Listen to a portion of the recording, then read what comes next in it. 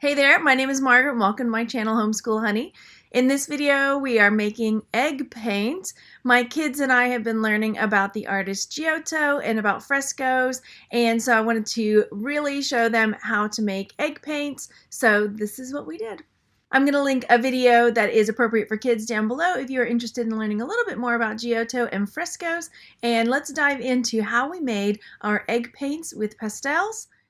So gather these materials. You'll need an egg, a bowl to separate the egg, pastels, I got the chalk pastels, some sort of container to mix in, it doesn't have to be a paint palette, and then some rounded rocks, or any kind of rock would really do, that you could use to smash up your pastels when the time comes.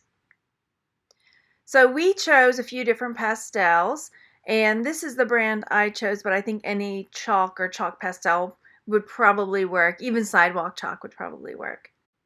First, separate your egg. Get the egg yolk and the egg white separated. We only need the whites for this one, and depending on how much paint you end up making or how many kids you're working with, you might use 2 eggs. It was just me and the boys, so I only needed 1 egg to create the paste. Then you'll take about a tablespoon of water to mix into the egg yolk, and then you're going to whisk it up till it's nice and frothy. The next step is to select your stone and break off some of the chalk pastel.